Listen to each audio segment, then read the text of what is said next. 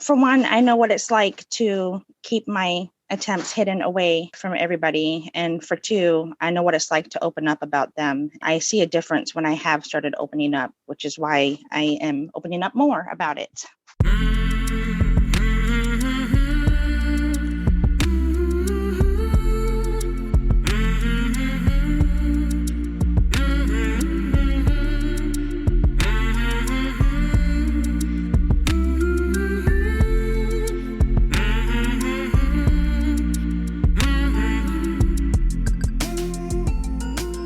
Hey there, my name is Sean, and this is Suicide Noted.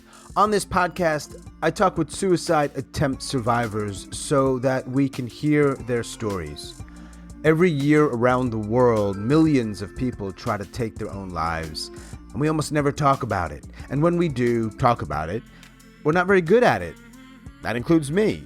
So one of my goals with this podcast is to have more conversations, and hopefully better conversations with attempt survivors. I'm certainly going to try.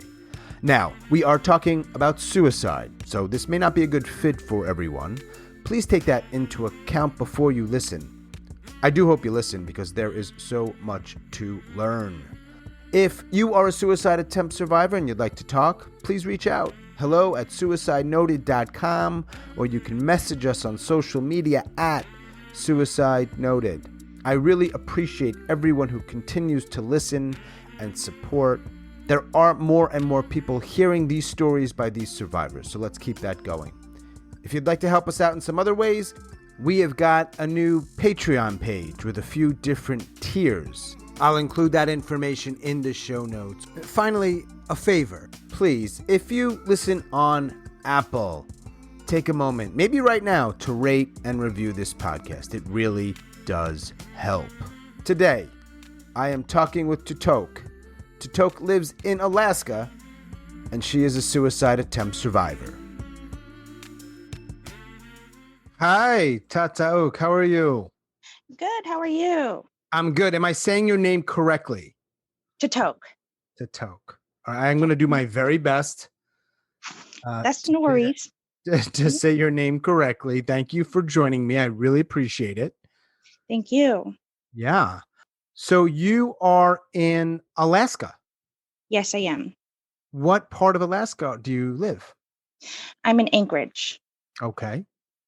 I've never been there. And you are the first person I've spoken to from Alaska for this podcast. So thank you. Oh, thank you. Yeah.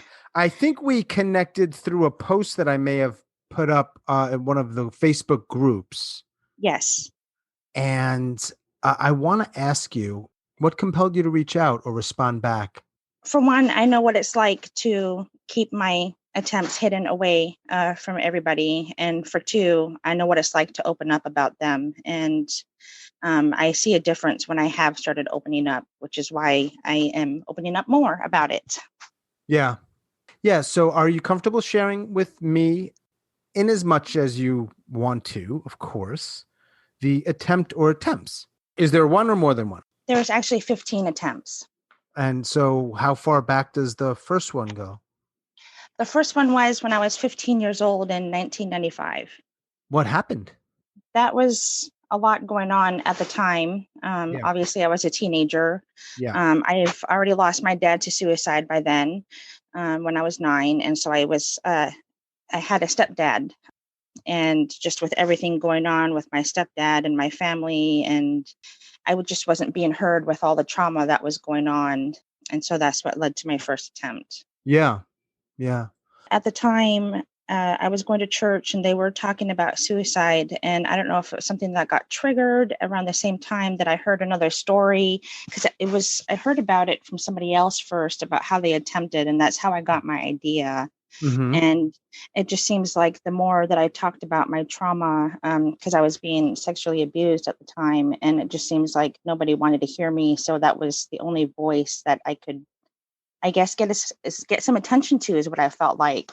Seems like nobody wanted to listen to me until I attempted. It sounds like it was planned at least a little bit, or was it more impulsive? Kind of both. It was kind of planned because I did, but then it was impulsive at the time too. Yes. What's it like to attempt and then wake up and you're still here. Honestly, that's really disappointing, to be honest. I was Mm, very disappointed. I beat up myself over that. I still heard, even after any attempt, I still hear other people and tell me I was selfish, that and all the stigma that goes with it. It's very depressing. yeah. Because you had said one of the things you had said was you wanted them to listen. Yes. And so I am wondering, and another question I often ask is how people responded once they learned of this. Did anyone listen? How did they respond to you? Actually, no response. Just usually the stigma all these years. A lot of people hung up on me if I called them. I've had people walk away from me if I told them. Hmm. I was more rejected than having any listening at all from those around me. Wow. That must have been very difficult, to say the least. It is, yes. You were 15, so that's an added element, I suppose, in that and that's can be challenging for a lot of people, but this is a different level, obviously. It Yeah. is. Yeah. Tatauq, right? Tatauq. Yes. Yes. Uh-huh. Is that an indigenous name? It is Eskimo Inupiat. Yes. Eskimo. Inupiat. Oh, okay. Is there certain things that are especially challenging for your indigenous group or tribe, or however I should say that correctly? Interesting you say that, because I was taught the values as a child. And after my dad committed suicide when I was 9, it just seems like all the values were wiped away from me and the stigma stood still. So I was kind Mm. of the outcast after that. So that laid a big stigma around it. People knew. Some people knew. Yes. Hmm. And I'm wondering, given that you also shared that you had many more attempts after that, 14 more, Hmm. what sort of happened? Sort of open ended, but what's your life like? 16, 17, 18, and then into your sort of early adult years. What's going on? I had a lot of trust issues. I have self isolated myself all these years since then. If I had a job, I kept to my job with my friends there that I made. It was very rare that I got out of my comfort zone to go out and do things, which I did, to try to change it. But it just seems like it was masking everything that I was doing. And I'm still, even before COVID, I was already isolating. And so it just kind of added to that. And it just seems like I don't have any outside support out of what little I already have accomplished throughout the years. Right. So from when you first tried at 15 years old and until now, it sounds like it's all been challenging. It has, yes. Yeah. Being careful with my words here. So if I'm off, let me know. It's Mhm. something that you revisit, however often it is, you go back to the attempts.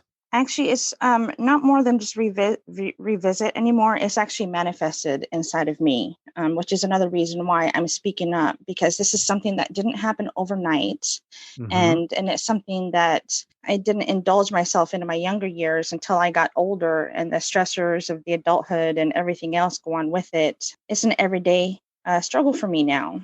And it's not that I haven't spoken up to people for reaching out for help. It's just the processing part and trying to get away from it again. Yeah. It's not easy to unlearn.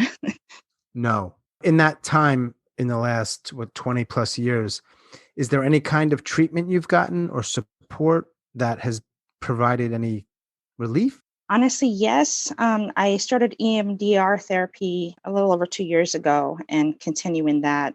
And there is some relief. It's not a cure, but yes, it has helped a lot more than I first thought it would. How's that? Yeah. Actually, I'm not sure I know what that is. What is EMDR? I can't say exactly. It's just using your eye movements and it's more somatic. So you're Hmm. feeling the feelings and then you get to sit with it and process the feelings with it. Right. And at what point did you start to say, I'm going to look for places online or off to share what I've gone through, or at least hear other people's stories? It started actually because I was in a mental health ward in 2003, and Hmm. I struggled with even afterwards. But there was a story maybe 5, 6, 7 years ago that opened up and started telling a similar story to mine, but they didn't attempt suicide, but they were stuck inside the hospital and they needed someone to help them get out. So I haven't been on medications for almost 8, 9, 10 years now. So I chose to use my story for that. And ever since, I've started looking for more ways to open up about it. Mm. And have you found that the people that hear your story now respond a little differently than those in your life back in the day? Yes, definitely. I've had a lot of people tell me, thank you for sharing. Thank Mm. you. I don't feel alone. And it's not that I want others to feel the same way. It's just, trying to look for a connection as well as what I've always been looking for. Yes, absolutely. When was the last attempt? That was back in July 2016. It was 2 attempts in 1 week. Sounds like a pretty tough week. It was, yes. Yeah. So it's been 4 to 5 years that you've not tried. Yes. Okay. So what changed? Do you know? The biggest thing is catching myself before I attempt. And Mhm. the biggest reason why is because I have been arrested for attempting suicide. And I was really embarrassed walking or being wheelchaired into the hospital while handcuffed while everybody was staring at me. So ever since then, I've been more turned away by people before an attempt, so which makes it harder to get the support I need. It seems Mhm. like they want to wait till I reach crisis mode, Right. in which I'm trying to prevent. We're not particularly good at prevention at all. No, no. Yeah. So I got to go back up for 1 second here because you said something that startled me, and it's something that doesn't come up very often in my conversations. You had said that you were arrested for attempting suicide. Yes. When was that? 2016, one of the last 2 attempts that I've had, yes. And is that a state law? Do you have any idea? Because I know a lot of states you can't be arrested for attempting suicide. Actually, no, I don't think it's a state law because I've heard of someone else being arrested outside of Alaska as well in the US. I hear it's more Okay. of a US thing than Hmm. anywhere else. So when you're arrested for attempting suicide, what route do they put you on? Jail or a mental health facility or something else? They took me to the emergency room. But did you end up being a convicted criminal for attempted suicide? I had no charges against me or nothing. I think the more reason so, because I know at one time, I will say that it did take about 6 people to hold me down in my younger years, in my Mhm. 20s. So I can kind of see why they would do that. So I wouldn't be hurting other people as well as myself. Right. Yeah. Now, this is one of the tougher questions I ask anybody because I don't know if there's really an answer, but I sometimes ask it. And that is there, under all of this stuff and these attempts, a why? And I don't want to try to simplify something that's probably quite complicated, but I'll let you answer that. Is there a why as to these attempts? It was more not of a why, it was more of a justification on my point. For me, for years, I told myself my dad did it, why can't I then? And that's how I Right. felt throughout the years and just holding on to that. And that's the best answer I can give. Yeah. And you were rather young when your father took his own life. Yeah. Yes, I was 9. Do you have any idea? I mean, do you remember how you responded to that? I do because nobody told me that he committed suicide, and I found out on my own while he was in the hospital. He was in the hospital for 3 days. Yes, Hmm. I can't imagine that. I still can't. Yeah. One thing I always hear is people like to tie in drugs and alcohol into that. I'm not saying that I haven't attempted once while I was drinking, but I will say that 14 times out of 15 I was completely sober when I've attempted. We don't have to have those tied to our suicides at all. It's just more than that. Yeah. Yeah. A lot of suicides have nothing to do with addiction. Or the Mm-mm. person is not intoxicated or high. Right. Sure. Are there others? So when you think back to the way people responded, the things they said or didn't say or did that you're like, no, you're just so not right about this. You're wrong. You don't get it. I think it's more of how our words matter even before, and just looking for the right support.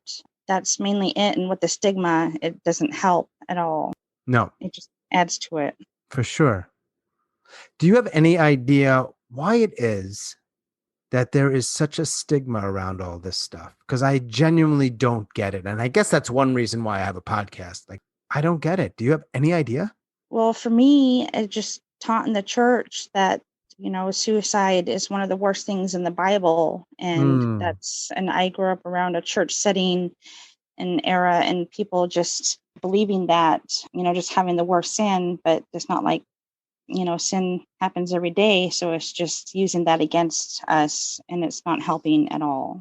no. Mm-mm. And when you saw my post and you shared a little bit about your life and your battle with me, if you remember, like, what did you say to yourself?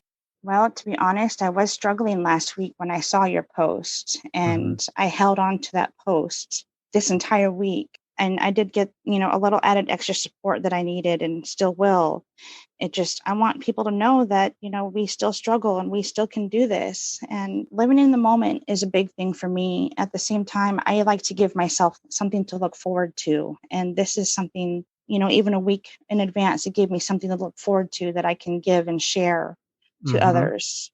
And that's what I held on to this past week. I am super glad you did.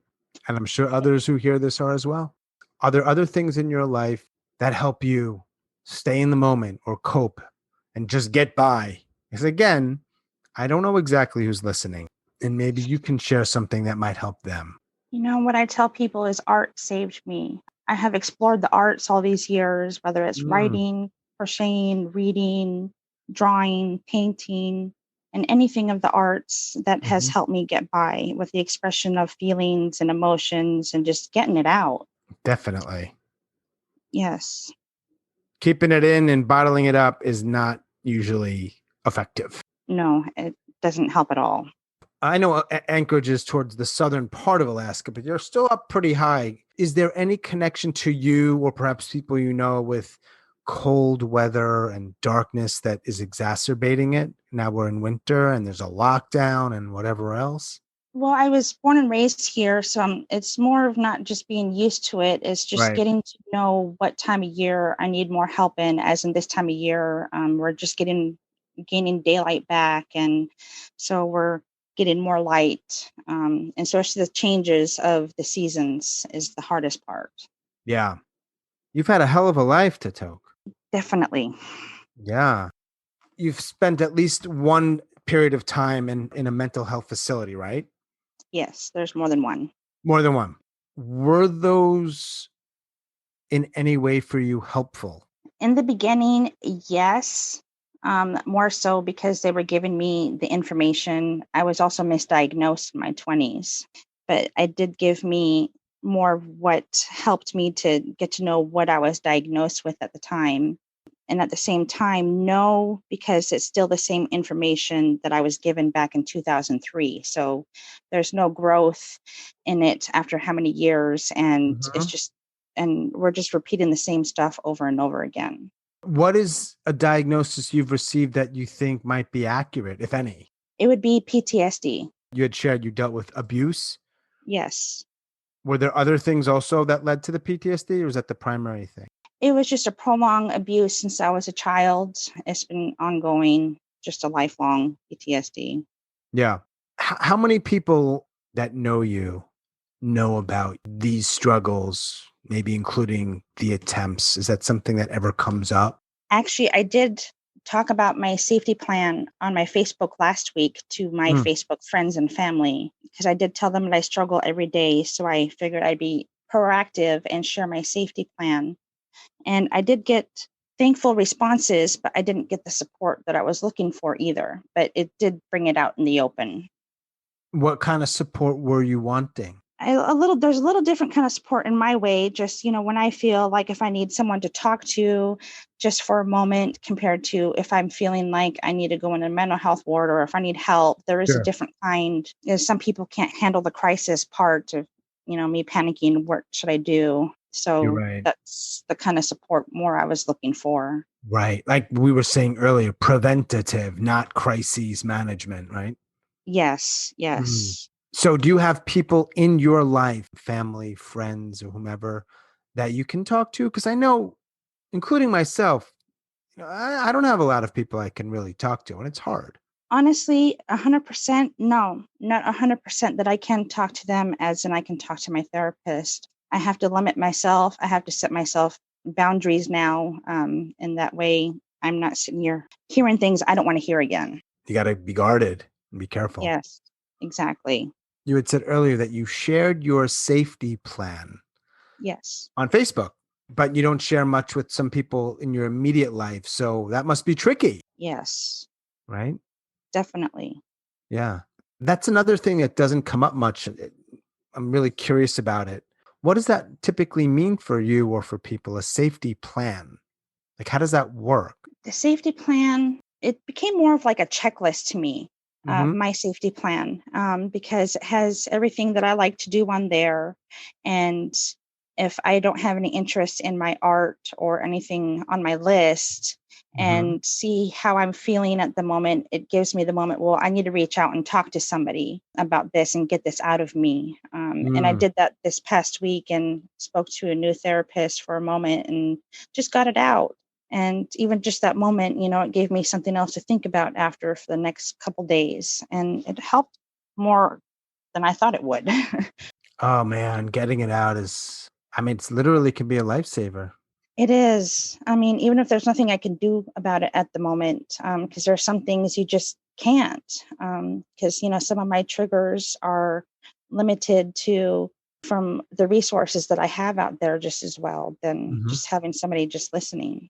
Yeah. And how do you spend your days typically? That's the thing is I haven't worked in over 13 years. I had a car accident in 2006, and so it just kind of brought everything down. And so just basically hobbies. And if it's not hobbies, it's movies or something of a distraction that I can Yeah. do. I think I really applaud your, what's the word? Your fight. You've got a lot of fight in you. You've had a lot of setbacks. So that's admirable. Yeah. Thank you. For people who are out there who are feeling the way you feel, or maybe the ways that you felt in the past, particularly when you attempted, is there anything that you'd want to say to them if they're listening to this? I'll tell you, I know what it's like to hang on the last thread. I know what it's like to look for hope when there is none. Hmm. And sometimes I do hang on to where there is no hope. And that's the hardest part is going to bed, feeling that way and wondering what's going to happen the next day. And it's Hmm. usually those moments on my last thread that I'm sitting here waiting for something to happen. It's just waiting for it. It may not come out like I expected, but there's always something to look forward to. And if I can't find it, there's times I've had to make it myself. And that's even the hardest part because, with depression, I understand what it's like to sit here and not want to do anything.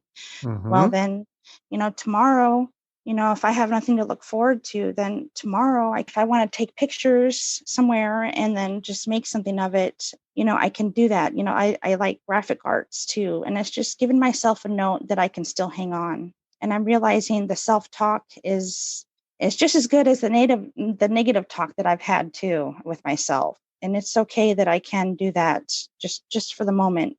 And that's what I live for most of the days. What about to people who know someone in their life, whether it's family or friend or someone else who's struggling and they're worried about them and they think they might try, or maybe they've tried and they're still struggling? And I'm thinking about all the people in your life who really weren't there for you from what you shared Hmm. and didn't listen.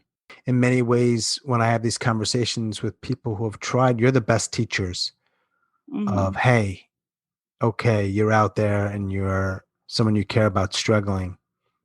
Try this or think about this. So, do you have any thoughts for them? Honestly, just be there. Don't need to talk, just be in there. I mean, just for hours. I mean, even just watching a movie and saying nothing, because the rejection is real. And not having somebody listening, not having somebody being there, just having someone be there has been the biggest thing. That's the best I could say. Yeah, be there. When we first were talking, you shared with me about multiple attempts, but you also, it's been several years since your last attempt. Yes. I'm wondering, might you try again? Do you think that's a possibility? I know that I am at greater risk for succeeding in a suicide. I know that for a fact. At the same time, I also have a heart condition on the side too that I'm also worried about because I had a cardiac arrest in November, Wow. which is another reason why I'm speaking up, the things we take for granted. So, I mean, at the moment, no, with my safety plan. I have that set aside, but for later, I cannot speak for that. So just for now, I have everything aside for what I can, so I won't. Yeah. Do what you can do, right? Yes. I didn't understand one part of something that you said. I don't understand when you say you have a greater likelihood of succeeding. What did you mean by that? That's a thing that people talk about with statistics. I'll dig a little deeper only because, we're asking this, but Mm, the greater part of it on my end that I will honestly say is after each attempt that I've had, mhm. I have been told by the medical staff how very fortunate I am and how I have healed after each attempt, but they've also told me in what I have done wrong in order to succeed. So I do kind of know more on top of it as well. And that's not something very that people really talk about every day. No. Um, no, it's just something that I see as myself as well that needs to be heard. So just to be clear, the idea that some people in the medical community were sharing with you ways to increase the likelihood that next time you won't survive the attempt? That's what it felt like at the Hmm. time in my words, but I don't Wow. think that's what they were thinking in their words. That they're just saying how fortunate I am for what I've done and that I'm still alive. Got it. So yeah. Yeah. Huh. Yeah. You are a fighter, Tatauq. I mean, 15, and you had mentioned a car accident and a heart condition, and I'm sure there's other things you haven't talked about, Hmm. and all the and the abuse. So, like, I think it's astounding that you are here and you're still fighting and willing to, in addition to all of that, join me on a podcast or be involved in groups online. So, pretty cool. Thank you. Yeah. So, I'm going to circle back. What else would you like to share? I always say I probably don't ask the right questions or the best questions. So, I see the ripple effect in suicide itself, and including in my family. mm, When there is one person in a family, like my dad, who committed suicide, it increases the risk for others around them. mm, I've lost my oldest sister and my oldest brother to suicide as well as along the way. It does not help, but it also shows how much more support our families do need out there after that. And it's not just after the death, it's throughout the years. It can be an anniversary date, it can be a birth date, it could be, just any kind of triggering event that we need the extra support.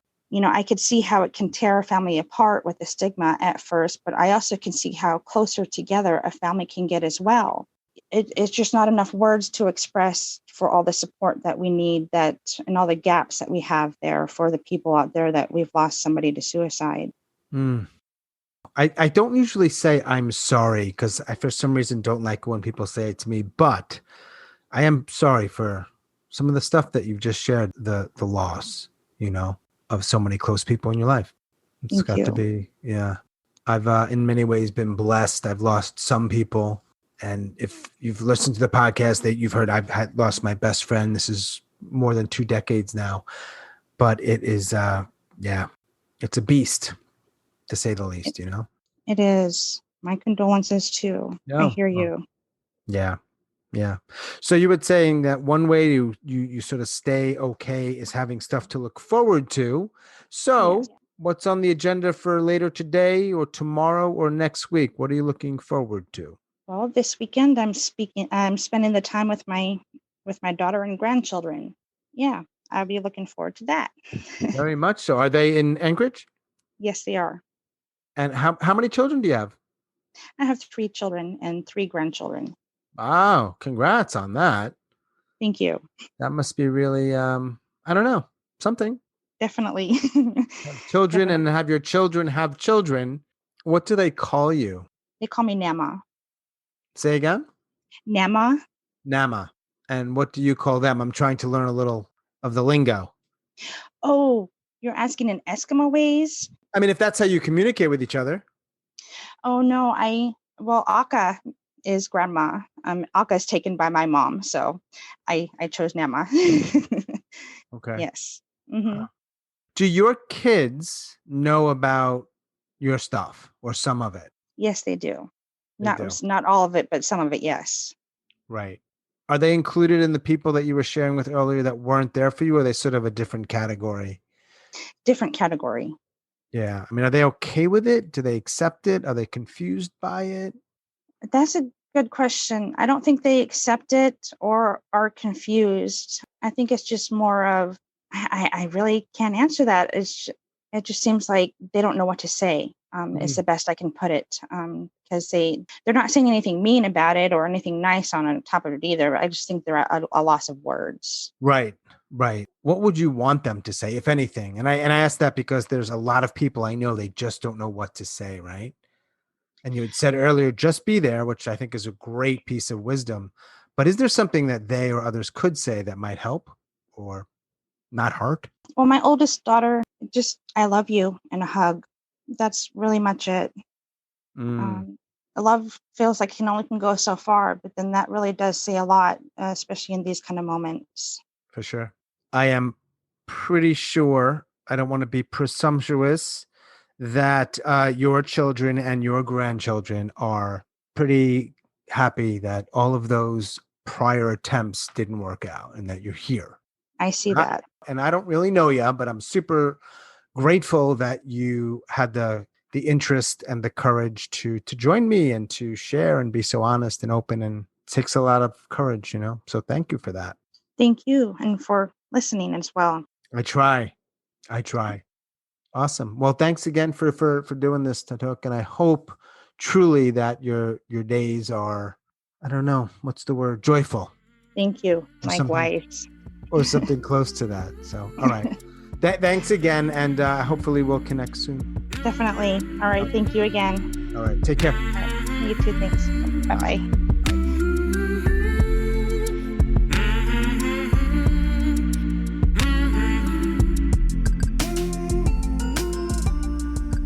As always, thanks so much for listening, and special thanks to Tatauq in Alaska. If you are a suicide attempt survivor and you'd like to talk, please reach out. hello@suicidenoted.com. You can message us on Facebook and Twitter @suicidenoted.